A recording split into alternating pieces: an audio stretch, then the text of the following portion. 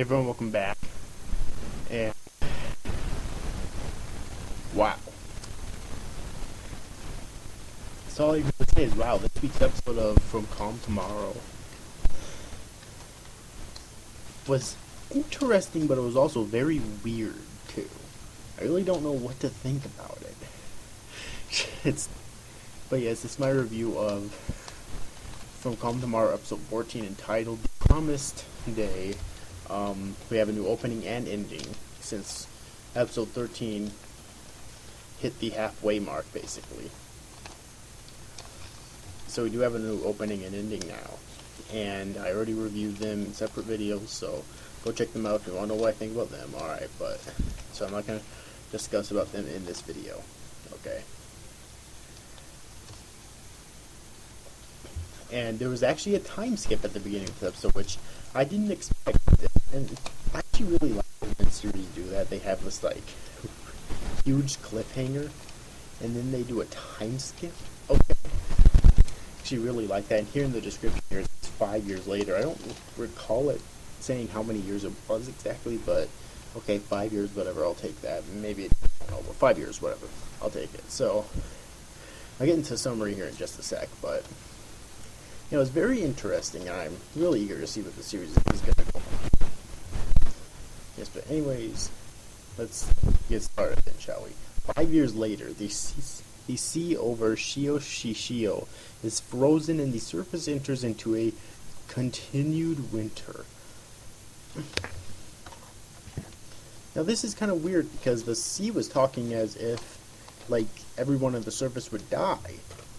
Alright, so it's kind of weird that the surface,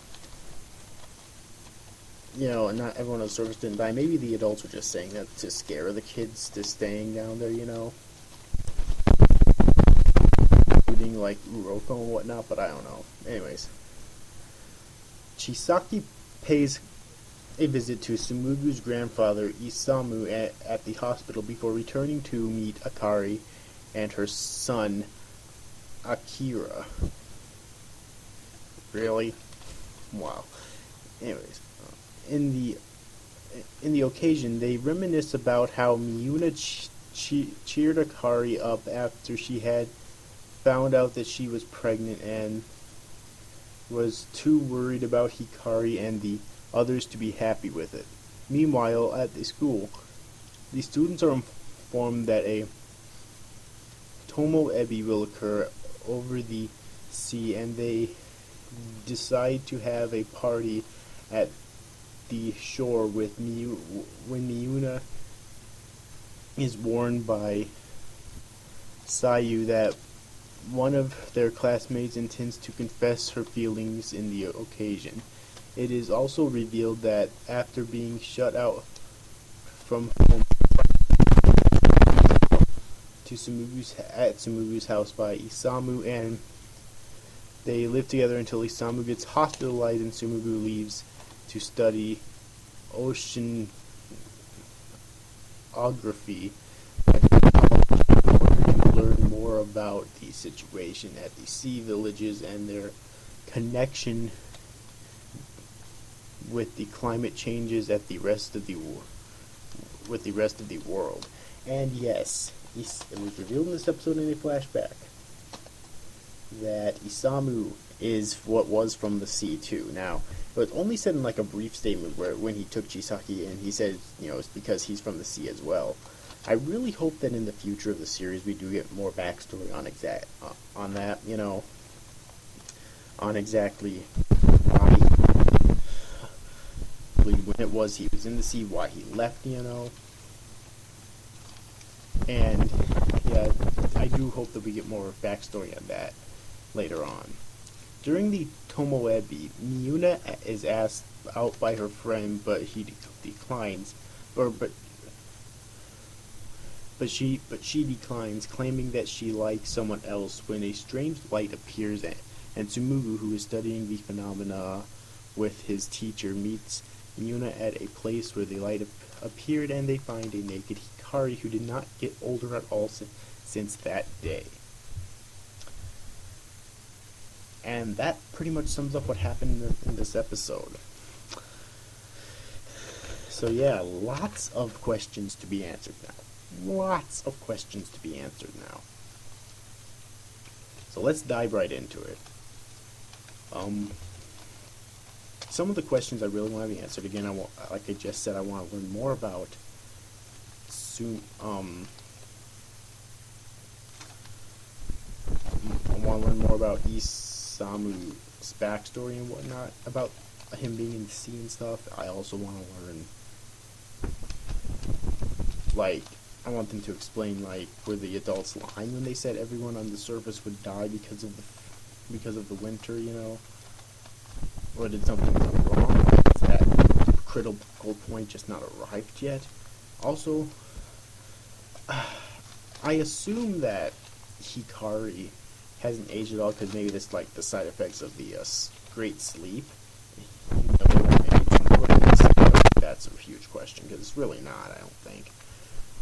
But why was Hikari in the sea, though? I thought he made the choice to stay with, kind of both Hikari and that one other friend of theirs who, not on the surface. So where the hell are they? Why were they, well, they were obviously in the sea, but why did they go back to the sea? I know that other dude fell into the ocean at the end of the last episode. Alright, but you'd think he would have resurfaced. And Monica, I don't think, was in the entire episode either. So it begs the question, like, were they all in the sea, and if so, why? But mainly, why was Hikari himself in the sea for all this time? Thought he made the choice to live with Akari and them on the surface, so I really hope that's answered.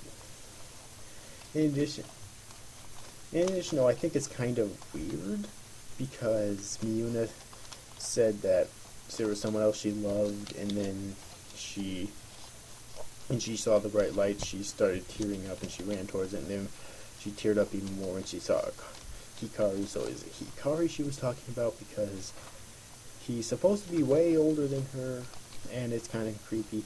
I know right now it doesn't look like it, but in real time, he actually is. Okay. So yeah, but maybe I'm wrong, maybe it's not, but still, I did think that was kind of weird, in a way. Alright, so yeah, and overall, the time skip started out pretty good. It's one of those time skips where they don't start off immediately where the last episode left off, and then do the time skip. They just do the time skip immediately, and it's really hard to do that and make it good, but I think that this series really pulled that off. Where it goes from here. So yes, but anyways, overall, hope you enjoyed this review, guys. See you after, guys. Thanks for watching. Bye-bye.